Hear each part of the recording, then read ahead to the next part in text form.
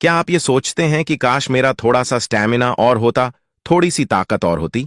अगर हां, तो आज के इस वीडियो में मैं आपको एक ऐसी रेमेडी के बारे में बताऊंगा जो कि आपके स्टैमिना और स्ट्रेंथ को बढ़ा सकती है, बिना किसी केमिकल के और बिना किसी साइड इफेक्ट्स के, वो भी सिर्फ 1 कप पीने से। तो आज हम डिस्कस करेंगे एक यूनिक, सिंपल और पावरफुल आयुर्वेदिक रेमेडीज, क्योंकि बिना किसी रिस्क के आपको जो तनाव और टाइमिंग को नेचुरल बढ़ाने में आपकी मदद करेगी। और ये इतनी पावरफुल है कि सिर्फ 1 कप रोजाना पीने से ही आपको घोड़ों जितनी शक्ति दे सकती है। जी हां, ये कोई मजाक नहीं है, बल्कि सच में यह रेमेडी मर्दों के लिए बहुत ही ज्यादा फायदेमंद है। बिना किसी देरी के इस वीडियो को शुरू करते हैं और जानते हैं इस रेमेडी के बारे में पूरी डिटेल के साथ। उससे पहले मित्र, आपसे निवेदन है कि कमेंट बॉक्स में जय सीताराम, जय हनुमान अवश्य लिखें, और आपको वीडियो पसंद आती है तो वीडियो को लाइक करना ना भूले। दोस्तों, आयुर्वेद कहता है कि आपकी यौन शक्ति सिर्फ फिजिकल नहीं, बल्कि आपकी ओवरऑल हेल्थ का भी एक इंडिकेटर है। अगर आपका यौन स्वास्थ्य ठीक है, तो यह दर्शाता है कि आपकी बॉडी और माइंड सही से काम कर रहे हैं। दरअसल हमारी बॉडी में सब कुछ आपस में जुड़ा हुआ होता है और इन सभी इंटरकनेक्टेड सिस्टम्स को कंट्रोल करता है। आपके अंदर का भोजन बेसिकली वह वाइटल एनर्जी है जो कि इम्यूनिटी, स्टैमिना और एंड फ्यूरियस सब कुछ बनाए रखती है। और ओजस डिपेंड करता है हमारे तीनों दोषों के ऊपर। दोस्तों, पुराने समय में ब्रह्मचर्य के लिए एक उचित शिक्षा दी जाती थी और लोग ब्रह्मचर्य को लेकर सजग रहा करते थे। और हर व्यक्ति ब्रह्मचर्य के नियमों के बारे में जानता था और यह भी जानता था कि ब्रह्मचर्य के समय किन सजगता को ध्यान में रखना होता है। लेकिन बीच में समय ऐसा रहा जिसमें ब्रह्मचर्य की अवधारणा बिल्कुल लुप्त हो गई और लोग अपनी मनमानी का आचरण करने लगे। और ज्यादा दिक्कत तो तब आई जब इस आधुनिकता का प्रभाव लोगों पर पड़ने लगा और लोगों के पास इंटरनेट और मोबाइल पहुंचने लगा। और इसका परिणाम यह हुआ कि लोग ब्रह्मचर्य का पालन करने का नियम छोड़ दिया, मतलब तक भूल गए, क्योंकि यह आधुनिकता लोगों को वैसी चीजें उपलब्ध करवाने लगी जो लोगों के ब्रह्मचर्य को तोड़ने लगी। और लोग अपने मोबाइल में ऐसी चीजें खोजने लगे और ऐसे चलचित्र देखने लगे जिनसे आज की हमारी युवा पीढ़ी को बहुत ही बड़ी बड़ी नुकसान झेलना पड़ा। इसका असर लोगों को अपने शरीर पर देखने को मिला, मानसिक स्तर पर देखने को मिला। लोग इससे बहुत चिंतित हुए और इसको सही करने के लिए हर संभव प्रयास करने लगा। और धीरे धीरे ब्रह्मचर्य की अवधारणा फिर से लोगों में आने लगी और आज लोग ब्रह्मचर्य के बारे में सजग हो रहे हैं और इसके मतलब को समझकर इसे अपनाने का प्रयास कर रहे हैं। गौतम बुद्ध ने ब्रह्मचर्य के पालन पर अपने बहुत सारे उपदेशों में उपदेश दिया और आज हम इसी विषय पर बात करने वाले हैं कि ब्रह्मचर्य की शक्ति जो होती है उसको कैसे ठीक किया जाए, उसको कैसे सुधारा जाए। आज हम बात करेंगे ऐसे ही वीर्यवर्धक योग के बारे में जो ठीक करेगा। इसके साथ साथ तुम्हें कुछ और चीजों के बारे में ध्यान देना होगा। आप उन पर ध्यान देंगे तो आपको और भी अधिक लाभ प्राप्त होंगे और तेजी से आपको लाभ प्राप्त होंगे। चलिए सारी बातें बड़े विस्तार से और आसान शब्दों में समझते हैं। एक बार एक बौद्ध भिक्षु अपने कुछ शिष्यों के साथ एक आश्रम में रहा करते थे। वह गुरु अपने सभी शिष्यों को रोजाना उपदेश दिया करते थे और जीवन में सही राह पर चलने का मार्गदर्शन दिया करते थे। एक बार एक नौजवान लड़का उन गुरु के पास आता है और आकर उन गुरु से कहता है कि हे गुरुवर, मैं अपने शरीर का नाश अपने ही हाथों कर चुका हूं। मुझे कमजोरी और थकावट हमेशा बनी रहती है, क्योंकि मैं जब 16 साल का था तभी से मुझे गलत कार्यों की आदत लग गई। तभी से मैंने अपने शरीर की शक्ति को पानी की तरह बहाना शुरू कर दिया। मुझे कुछ समय तो आनंद की अनुभूति हुई, लेकिन कुछ समय बाद ही मुझे समझ आ चुका था कि मैं अपने जीवन को बर्बाद कर रहा हूं। इसीलिए गुरुवार मुझे कोई ऐसा उपाय बताइए जिससे मैं अपनी ऊर्जा, अपने शरीर की शक्ति जो नष्ट हो चुकी है, उसकी भरपाई कर पाऊं, ताकि मेरा शरीर पहले की तरह ऊर्जावान हो जाए। इसके बाद वह गुरुजी उस नौजवान लड़के से कहते हैं कि बेटा, इसका समाधान मैं तुम्हें विस्तार से बताता हूं। तुम इसे बड़े ही ध्यान से सुनो। देखिए, अगर आपको किसी भी पात्र में किसी भी तरल वस्तु को लक्षित करना होता है तो यह अनिवार्य हो जाता है कि आप यह अच्छे से समझ लें कि उस पात्र में किसी भी तरह का कोई छेद नहीं होना चाहिए। अगर उस पात्र में कोई भी छेद होगा तो आप उसमें कुछ भी तरल पदार्थ डालेंगे तो वह नीचे से निकलता रहेगा। बौद्ध भिक्षु उस नौजवान लड़के से कहते हैं कि मैं तुम्हें तुम्हारी इस समस्या का समाधान तो बता दूंगा, लेकिन तुम्हें एक चीज का ध्यान रखना होगा, तुम्हें संयम रखना होगा। यानी कि तुम्हें यह अपनी गलत क्रिया को रोकना ही होगा। मैं जानता हूं बेटा कि मन को रोकना सरल काम नहीं है, क्योंकि मन व्यक्ति को बड़ा ही भटकाता रहता है। और बेटा, जैसा तुम्हारा आज से पहले का जीवन रहा है, आज से पहले की तुम्हारी जीवन की यादें रही हैं, उस हिसाब से तुम्हारे मन को रोकना इतना आसान नहीं होगा। तुम्हारे मन में वही विचार आएंगे और फिर तुम्हारा मन फिर से वही क्रिया करना चाहेगा। लेकिन अगर आप एक संकल्प लेते हैं कि आज से मैं यह सब गलत क्रियाएं छोड़ दूंगा, नहीं करूंगा, तो आप धीरे धीरे अपने मन पर काबू कर पाएंगे। और कुछ दिनों के संकल्प के बाद एक समय ऐसा आएगा जब आप अपने मन पर विजय हासिल कर लेंगे। लेकिन अगर आप क्रियाओं को नहीं रोकेंगे और निरंतर अपनी क्रियाओं में लीन रहेंगे तो आपको वह समय कभी नहीं मिलेगा जब आप अपने मन पर काबू कर पाएं। आप निरंतर क्रियाएं करते रहेंगे और परेशान होते रहेंगे और आपको लगेगा कि मेरा कुछ भी नहीं हो सकता है और आप अपने विचारों की तरफ ध्यान नहीं दे पाएंगे।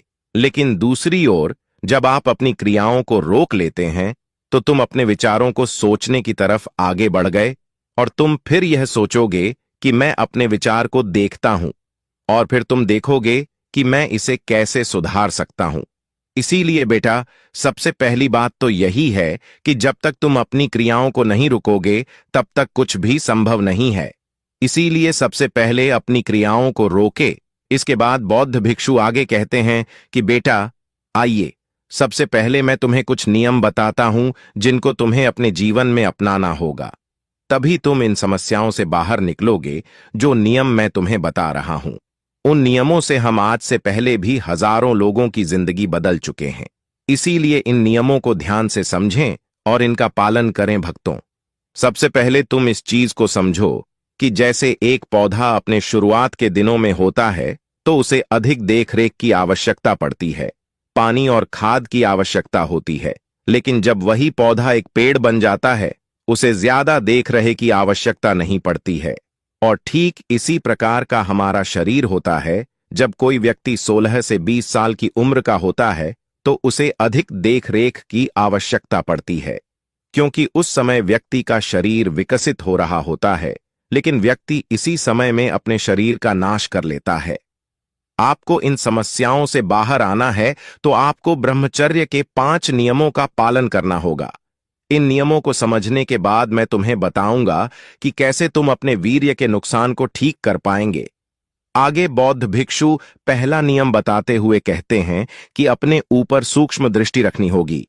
भक्तों, जो इंसान लापरवाह है वह ब्रह्मचर्य का पालन नहीं कर सकता।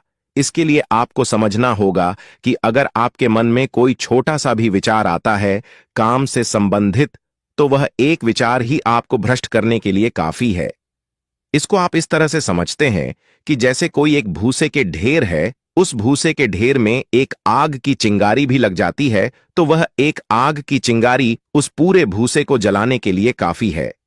वह एक आग की चिंगारी उस भूसे को जलाकर राख कर देगी और तुम्हें पता भी नहीं चल पाएगा।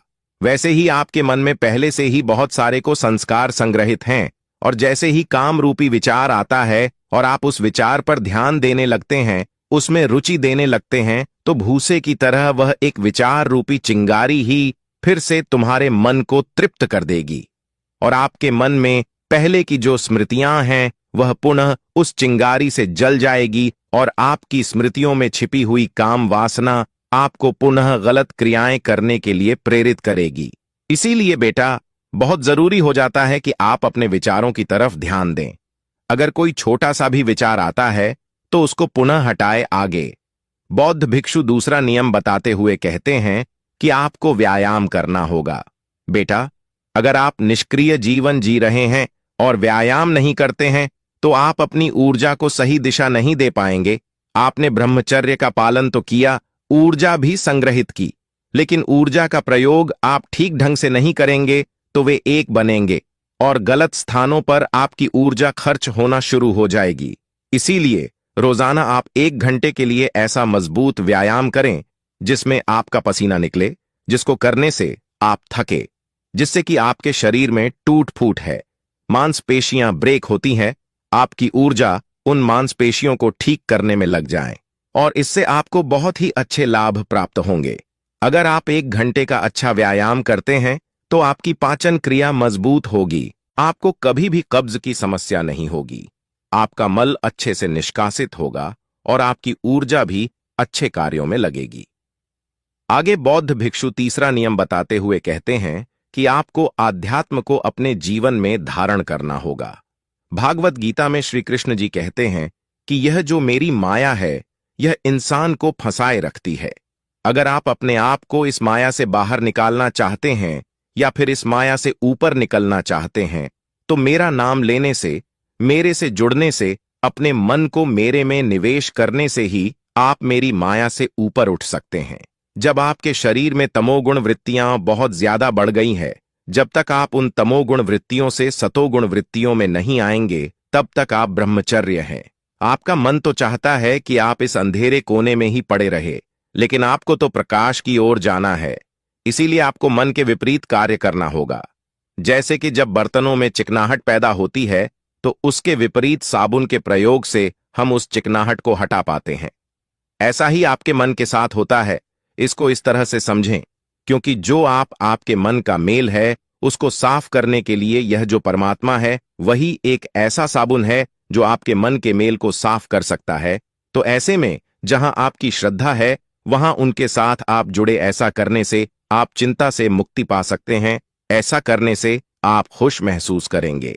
इसके बाद वह गुरु कहते हैं कि चौथा नियम है ब्रह्म मुहूर्त का प्रयोग करें, यानी आपको सुबह 4 बजे उठने का प्रयास करना चाहिए। आपको ब्रह्म मुहूर्त के समय का प्रयोग करना चाहिए। ब्रह्म मुहूर्त का महत्व इसलिए ज्यादा है क्योंकि समय भी अलग अलग प्रवृत्ति के होते हैं और ब्रह्म मुहूर्त का समय जो होता है यह सतोगुण प्रवृत्ति का होता है और दिन का समय रजोगुण प्रवृत्ति का होता है और रात्रि का समय तमोगुण प्रवृत्ति का होता है।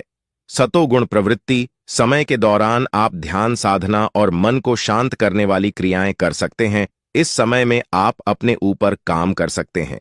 सुबह का समय वात प्रधान होता है, यानी इस समय हमें शौच आदि से निवृत्त हो जाना चाहिए, लेकिन आप निवृत्त नहीं होते हैं। आप अपने मल को निष्कासित नहीं करते हैं तो आपका शरीर निष्कासन होता है। आपको स्वप्न दोष होता रहता है, यानी कि स्वप्न दोष की अधिक समस्याएं ब्रह्म मुहूर्त के दौरान ही होती हैं।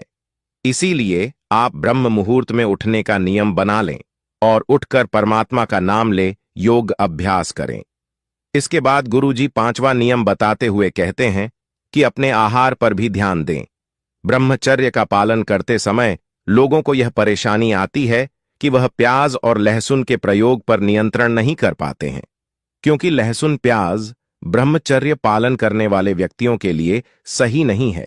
लेकिन प्याज लहसुन से भी बुरा आपके लिए बासी भोजन होता है, जैसे कि जंक फूड, फास्ट फूड आदि। इसीलिए आप पहले उन चीजों को छोड़ने का प्रयास करें जो आपके लिए ज्यादा हानिकारक है। आप लहसुन प्याज को छोड़ पाते हैं तो अच्छी बात है, लेकिन अगर उन्हें नहीं छोड़ पाते हैं तो आप इन फास्ट फूड, जंक फूड इनको जरूर छोड़ दें। आपके लिए छोड़ना बहुत अनिवार्य हो जाता है। इसके अलावा ब्रह्मचर्य का पालन करने वाले लोगों को अपना रात का खाना बिल्कुल हल्का खाना चाहिए। इसके साथ ही आपको पौष्टिक भोजन करना चाहिए ताकि आपके शरीर को ताकत मिल सके। इसके बाद वह बौद्ध भिक्षु उस लड़के से कहते हैं कि मैंने तुम्हें कुछ नियम तो बता दिए हैं जो तुम्हें ब्रह्मचर्य पालन करते समय ध्यान में रखनी चाहिए। आइए अब मैं तुम्हें एक योग बताता हूं जिसकी मदद से ब्रह्मचारी अनाज की क्षति की भरपाई तुम जल्दी से कर पाओगे। इसके लिए तुम्हें सबसे पहली चीज जो इस्तेमाल करनी है वह है मखाना मखाने। आपको 100 ग्राम की मात्रा में लें और इनको सूखे ही रोस्ट करना है। मखाने में आपको एंटीऑक्सीडेंट मिलते हैं जो फ्री रेडिकल को रोकते हैं और आपके शरीर को एक अच्छी स्थिति में लेकर जाते हैं। इसमें कैल्शियम, फास्फोरस, और मैग्नीशियम जैसे तत्व पाए जाते हैं जो आपकी मांसपेशियों के लिए, आपकी हड्डियों के लिए बहुत ही उपयोगी है। दूसरे स्थान पर आपको चने का प्रयोग करना है। भुने हुए चनों का प्रयोग आपको इसके छिलके के साथ ही करना है। अगर आप इसका छिलका उतार देंगे तो इसमें से फाइबर की मात्रा कम हो जाएगी। आपको 100 ग्राम की मात्रा में भुना हुआ चना लेना है। 100 ग्राम चना में आपको 7 ग्राम फाइबर मिलेगा और भी ऐसे अनेक तत्व मिलेंगे जो आपके लिए बहुत उपयोगी है, जो आपके शरीर को पोस्ट बनाने, बल को बढ़ाने के लिए बहुत ही बढ़िया है। आपको छुहारे का प्रयोग करना है।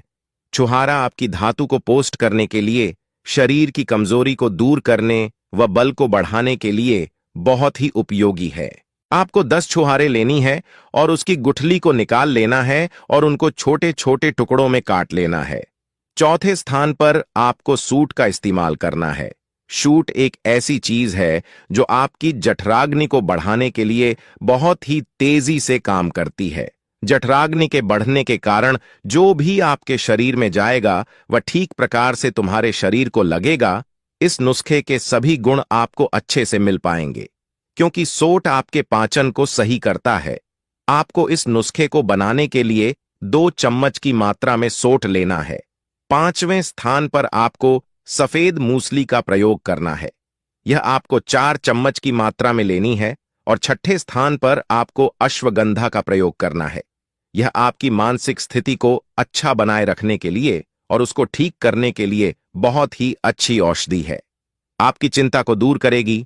यह आपके टेस्टोस्टेरोन को बढ़ाने के लिए भी बहुत सहायक है और आपके स्टेमिना को बढ़ाने के लिए भी यह बहुत अच्छा कार्य करती है।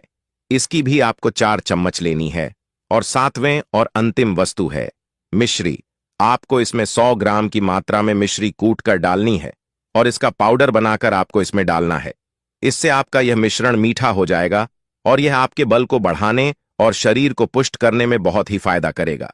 इसके बाद आपको चना, मखाना और छुआरे, इनको मिश्री में डालकर ग्राइंड करना है और अश्वगंधा, सफेद मूसली आदि जो पाउडर की अवस्था में है, उनको ग्राउंड करने की कोई जरूरत नहीं है। इसके बाद इन सभी को एक जगह मिलाकर रखें और एक कांच के बर्तन में ढककर रख दें।